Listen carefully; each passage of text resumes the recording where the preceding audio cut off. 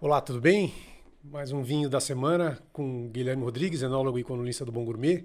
E hoje a gente tem um convidado, o Pedro Corrêa de Oliveira, diretor da Porto a Porto, uma das maiores importadoras do sul do país, e talvez uma das principais do país. E vai contar pra gente um pouco da história da Porto a Porto, que está fazendo 25 anos esse ano.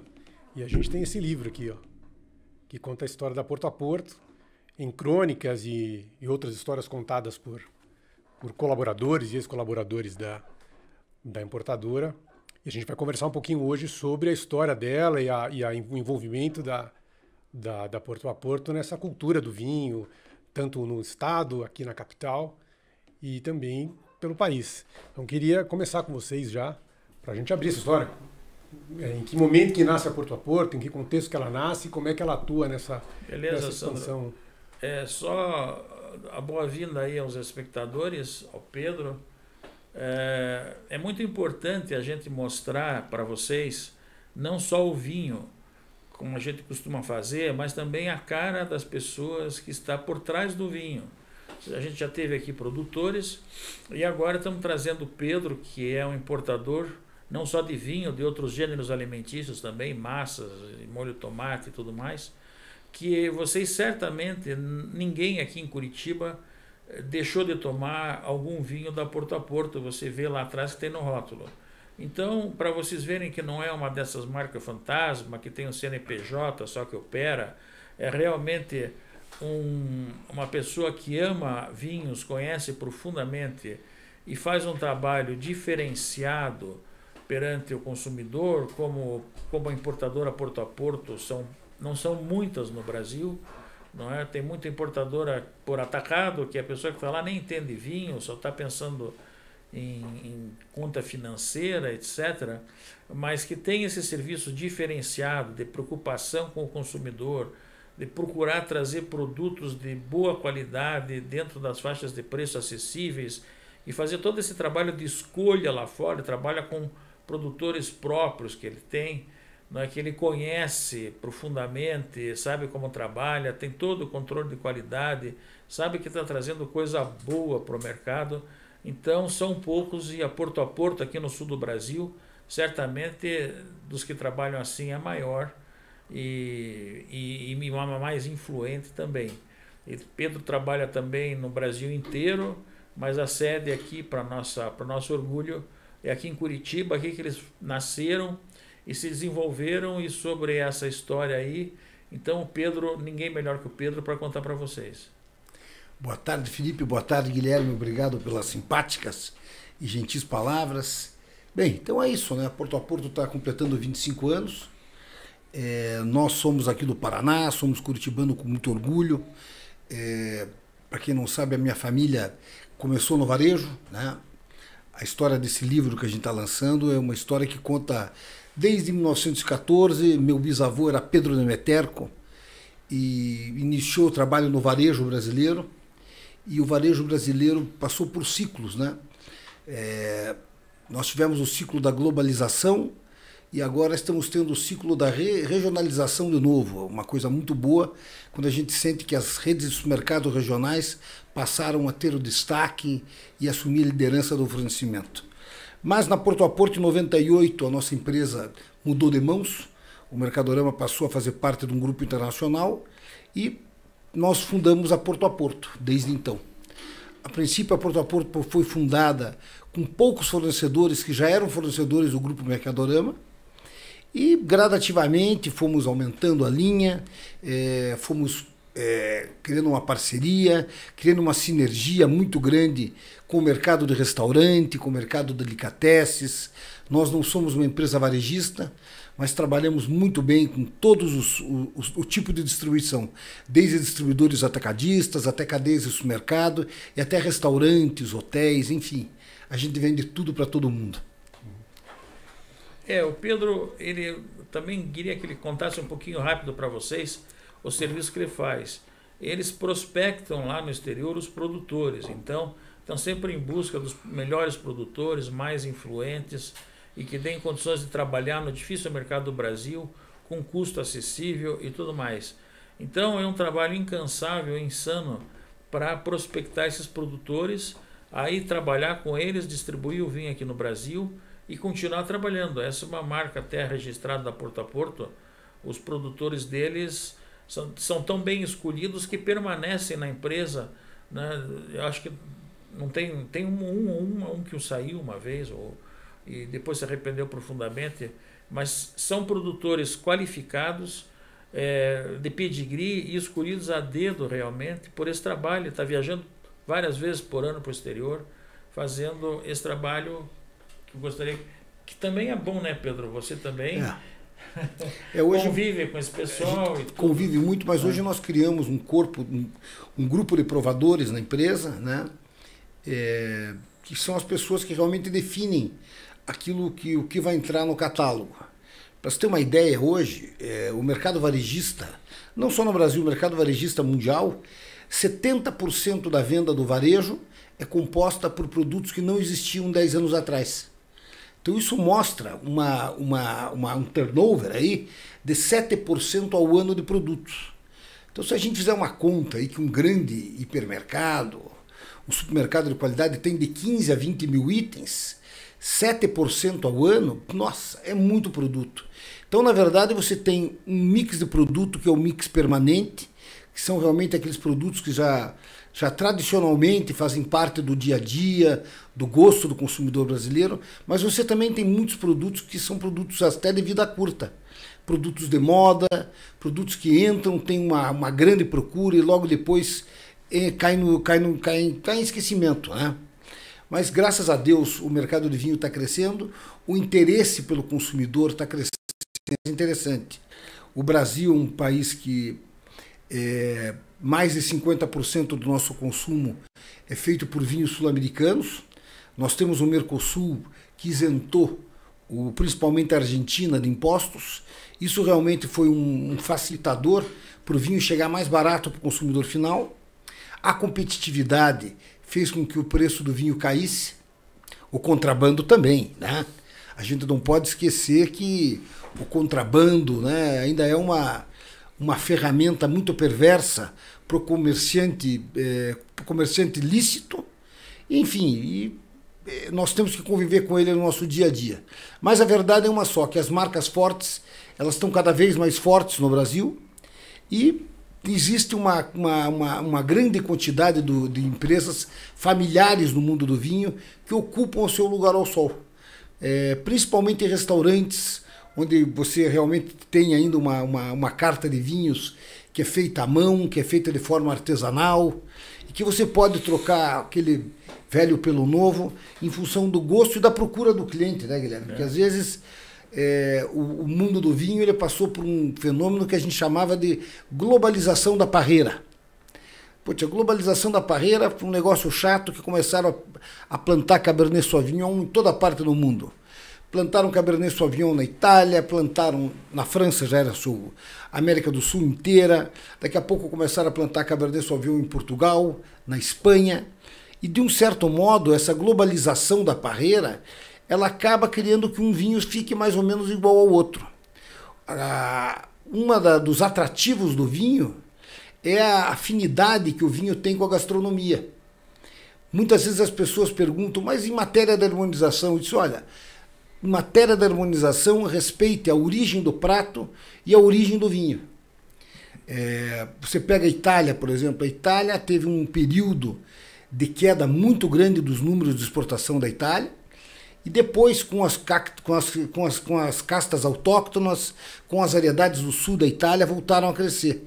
A mesma coisa a gente diz de Portugal. Portugal começou a ter muito vinho globalizado, muito vinho já feito de forma adocicada, e o resgate de Portugal foi a procura, a busca pelas castas autóctonas. E vocês na Porto a Porto, Pedro, não sei se é impressão minha, mas a ideia que eu tenho é que sempre procuram trabalhar, não é desde agora, que agora é a grande moda, né? São essas castas autóctones e produtores mais cuidadosos. Em geral, sempre trabalham com produto regional, né? No bom sentido, lógico. Ou seja, a bairrada vinho feito com baga, feito com bical, feito com arinto, não é? E assim por diante. No Chile, Cabernet Sauvignon, aí não tem jeito e tudo. Mas é um foco assim, não é? Sim, de respeitar realmente a característica de cada região e principalmente a vocação produtiva de cada área, né? O Brasil, por exemplo, a melhoria da qualidade do vinho nacional, ela aconteceu paralelamente à liberação da importação do vinho no Brasil. À medida que o vinho chegou com preços menores, preços mais acessíveis, os produtores nacionais começaram a investir em qualidade, tanto que a gente vê hoje vinhos brasileiros em destaque, em diversas provas, prêmios internacionais. A gente sempre diz que o melhor amigo do vinho importado de qualidade é o vinho nacional de qualidade e vice-versa. E Pedro, então, como é que você vê hoje uma tendência? Quer dizer, tendências vão e vêm, são modas. Hoje a gente não fala mais moda, fala tendência, mas é tudo a mesma coisa. Então, dentro do universo do mundo do vinho, as pessoas hoje estão procurando o quê? Que mensagem e que produto que vão atrás quando compram um vinho numa prateleira? Veja, eu diria que hoje o vinho está participando já do dia a dia da população. Antigamente, quando a gente falava em vinho importado, a gente achava que era um vinho que estava destinado a 10% da população. Hoje esse percentual já aumentou. Estima-se que de 35% a 40% da população brasileira já tem capacidade econômica de consumo de vinho importado com uma certa periodicidade. Eu vejo que hoje existe uma procura por conhecimento. Eu acho que nunca se buscou tanto curso de sommelier, nunca se procurou tanta palestra de vinho. Eu acho que também a pandemia ajudou muito as pessoas a lerem mais sobre isso, a pesquisarem mais na internet. Enfim, eu acho que existiu o varejo como um todo. Você, quando entra no supermercado, tem praticamente dois tipos de compra. Você tem a compra deverosa, né, que é aquela compra da lista, que a dona de casa já vai com aquela lista de produtos, e a compra prazerosa, que é a compra que ela procura algo mais. A compra deverosa é aquela compra, ninguém sente prazer comprando água sanitária, farinha de trigo de 5 quilos, papel higiênico, enfim. Aquela lista que você tem o dever de levar para casa. Já a compra prazerosa, hoje a gente sabe, quando a pessoa vai fazer um churrasco do final de semana, é uma compra prazerosa. Quando ela vai escolher o vinho do final de semana, é uma compra prazerosa. O mesmo a gente fala para o azeite de oliva. Hoje no Brasil já se criou o conceito de se ter um azeite de oliva para o dia a dia e ter um azeite especial dedicado ao final de semana. Enfim, o consumidor, ele cada vez mais ele procura alternativas de vinho. O vinho tem uma grande vantagem, o grande aliado do vinho são os médicos, né? E o grande aliado do vinho é a Bíblia também, né? Não podemos esquecer disso. E Pedro, os aliados do vinho, realmente você foi muito feliz em colocar. E eu diria, quem é o inimigo do vinho? Quem é que atrapalha o consumo? Porque no Brasil, o nosso consumo por habitante, per capita, como se diz, é muito baixo. É a 10ª parte ou até menos que nos países mais civilizados. E podia ser igual deles. Então, o vinho é de qualidade, o mesmo vinho que tem lá fora tem aqui dentro, né? E vinhos nacionais também, tem muitos que são muito bons. Então, qual é o inimigo do vinho no Brasil que não permite que o nosso consumo aumente? Veja, eu acho que existem diversos países onde a carga tributária do vinho ela é mais similar ao alimento do que a bebida alcoólica, né? Quando a gente fala de bebida alcoólica, a gente fala da categoria de destilados e fala também da categoria de cerveja. A cerveja é a porta de entrada para o alcoolismo, né? Todo mundo gosta de uma cerveja, porém, a cerveja realmente no Brasil e no mundo ela é um produto feito para consumo em escala, em grandes quantidades. Hoje, a qualidade da cerveja melhorou muito, principalmente quando se trata das cervejas regionais, as cervejas artesanais, as próprias cervejas importadas, as marcas mais sérias. Mas a verdade é uma só, que o principal inimigo do vinho é a carga tributária ser muito similar à do destilado. Porque o destilado realmente hoje, quando você vai para a Europa, próprios Estados Unidos, já se cobra imposto por graduação alcoólica.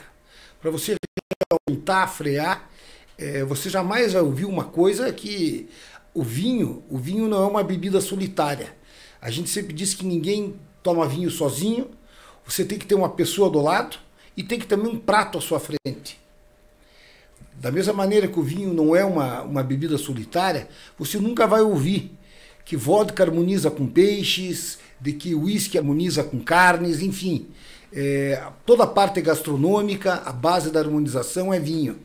Os médicos de todas as áreas dizem que o consumo adequado, responsável do vinho é muito bom à saúde, faz bem para a saúde e bem para a alma. Sobretudo.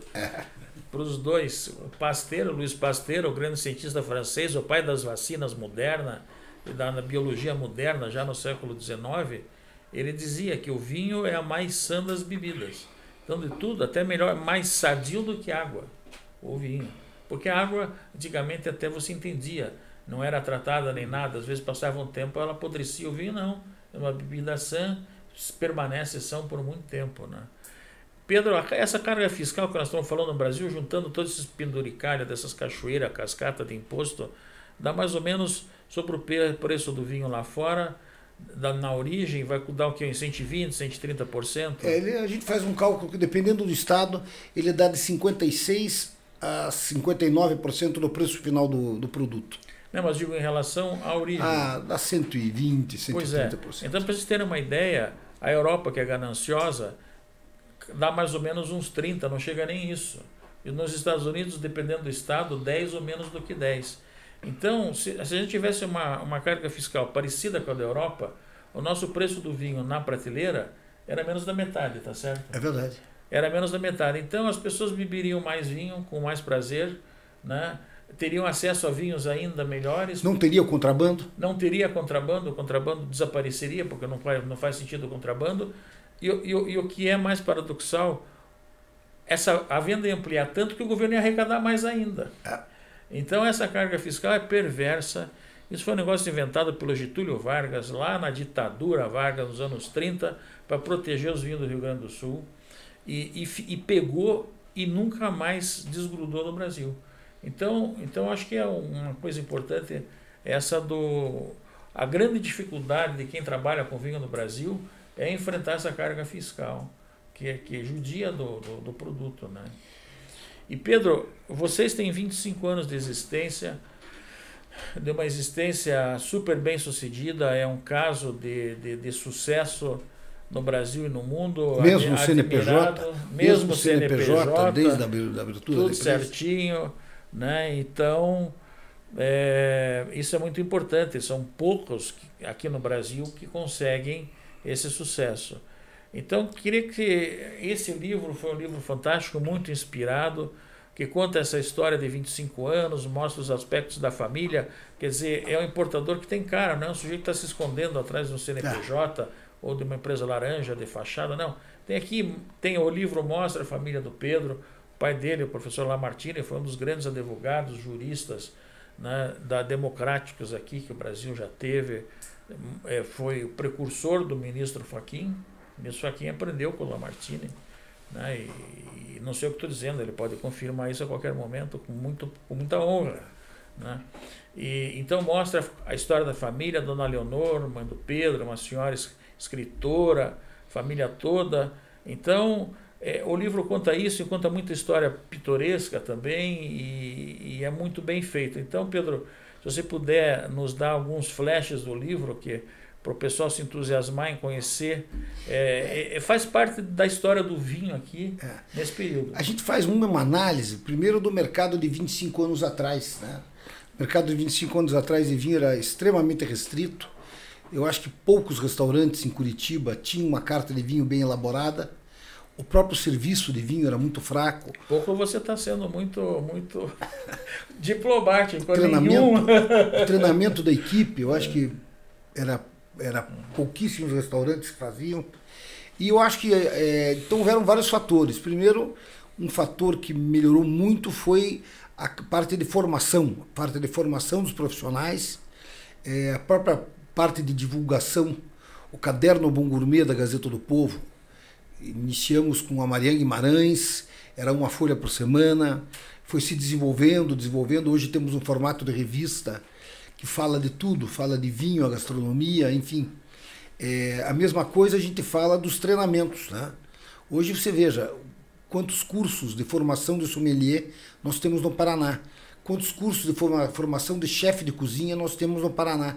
Então houve o ensino ficou mais acessível, né? A acessibilidade do ensino há 2 décadas atrás necessitava fazer fora de Curitiba. Curitiba não tinha um curso de sommelier. Você tinha que ir para São Paulo fazer o curso ou para fora do Brasil, né? Então eu acho que houve toda uma parte, a imprensa ajudou muito por intermédio do Bom Gourmet. Eu acho que as escolas ajudaram muito também. E o próprio restaurante, né? Eu acho que o nível dos restaurantes e dos empresariados de varejo melhorou muito, né? Você pega restaurantes aí que tem mais de 50 anos. Vamos dar exemplo de restaurantes de Curitiba que já estão há 50 anos no mercado ou mais disso, que não tinham antigamente um foco voltado a vinho e que se reinventaram para fazer o vinho participar com até 40% do seu faturamento hoje. O vinho chega a ser um dos principais puxadores de faturamento dessas casas, né? Então ele começou a ser dado uma importância que até então não tinha. Então é isso que eu queria dizer para vocês. Olha, o livro está muito bem feito, ele tem coisas, ponta-causos pitorescos da história da empresa, faz um agradecimento para muitas pessoas que nos ajudaram a fazer essa empresa, de pessoas que trabalharam conosco, muitos continuam trabalhando, outros já não fazem mais parte, de fornecedores que nos ajudaram muito, conselheiros, pessoas que nos ajudaram muito, o Guilherme, por exemplo, uma pessoa que nos ajudou muito, e também a gente não pode deixar de falar dos clientes, né? Eu acho que o cliente é o principal elo da cadeia, né? Produção, distribuição e consumo. O cliente final é o mais importante de todos e a gente sente que o Paraná tem uma vocação de consumo de vinho e de produto de qualidade que até então não tinha, né? Eu acho que aquela imagem de você fazer uma análise do consumidor, que o consumidor de São Paulo e Rio tinha um pedigree de consumidor que os outros estados ainda não tinham, reverteu bastante. Hoje eu diria para vocês que o restaurante de Curitiba está junto do mesmo nível de São Paulo e o nosso consumidor também, tanto de nível de produto como de nível de exigência, né, Guilherme? Exatamente, não. A gastronomia aqui cresceu muito em qualidade e quantidade, né? O marco inicial foi mais ou menos no início dos anos 90. Boulevard? E o restaurante Boulevard foi o grande marco, né? No começo do Boulevard não tinha nem taça de vinho direito, e nem vinho, serviam garrafa azul alemão, uns vinhos chinelano vagabundo, o pessoal tomava mesmo cerveja e tomava uísque, que nem no Ilha de França, era a mesma coisa, né? Então, mas o Boulevard rapidamente percebeu a mudança, o Celso tinha estado lá no exterior e tudo, e a mudança começou em São Paulo, aqui no Brasil. Eles já no segundo, terceiro ano já se modernizaram e aí passou a ter uma adega melhor, serviço de vinho próprio que não tinha, copos adequados e tudo, e valorizar o vinho, e aí foi, e uma coisa que não existia em poucos anos espalhou na cidade toda, e a Porto foi um dos autores muito importantes para ajudar que essa evolução ocorresse e ocorresse mais depressa e com consistência, porque a gente não volta para trás, né? Só vai para frente. E tem outro fator aí na Porto que pouca gente sabe que não seja do ramo, que é a parceria que vocês têm com a Casa Flora, com o Júnior em São Paulo, né? Que eles distribuem para vocês lá. A Porto e a Casa Flora são duas empresas. Temos uma sociedade comercial, uma parceria. A Casa Flora trabalha no Sudeste e a Porto faz a distribuição nos demais estados. A Casa Flora tem filial matriz em São Paulo, filiais em São Paulo e Rio de Janeiro. A Porto tem matriz em Curitiba, filiais em Porto Alegre, Brasília, Salvador e Recife. E a Casa Flora é o mesmo perfil da Porto, empresa familiar, pé no chão, o dono está com a cara perante o cliente, né? É uma coisa assim, feita com muito cuidado e muita atenção. Ótimo. É interessante que vocês estão contando uma história de um período em que não se tinha nem taça nos restaurantes, não se sabia exatamente como servir vinho, e hoje a gente tem não só já um mercado consolidado, como um novo público. Que, né, há 25 anos atrás, acho que o vinho era uma coisa para os adultos já acima dos 50, com uma outra visão de mundo e tal. Hoje você tem garotas de 25 anos que já entendem de vinho, já sabem onde comprar, já sabem mais ou menos ler rótulos, estão procurando os cursos e tal. Como é que vocês acompanharam essa evolução, essa mudança ou uma chegada de um novo público? Veja, eu acho que esses 25 anos passaram muito rápido, sabe? E a gente vê tanto no restaurante como nas empresas. As empresas, elas foram se adaptando a essa nova realidade e foram se planejando para o futuro, né? Hoje, a Porto a Porto completa 25 anos, se planejando para os próximos 25 anos. Nós não queremos virar uma empresa de autor. Empresa de autor é que nem restaurante de autor. Restaurante de autor, a pessoa pergunta, o chefe está aí? Não, o chefe não veio hoje. Ah, então eu não vou. Então a gente não quer que a Porto seja mais ou menos que nem restaurante de autor. Institucionalizar a cultura. Exatamente. A gente tem que ter, em primeiro lugar, um padrão de atendimento ao cliente melhor que a concorrência. Nós temos que ter também um gosto, criar uma equipe que pense mais ou menos de forma coesa, por gostar e não gostar das mesmas coisas, né? E aquilo, você tem que criar uma identidade da empresa, e não a identidade da empresa, da pessoa, né? Eu acho que os restaurantes que mais deram certo são aqueles que, mesmo tendo um autor, conseguiram sobreviver à ausência dele. Que muitas vezes se come melhor sem o chefe estar presente do que o chefe principal estando presente.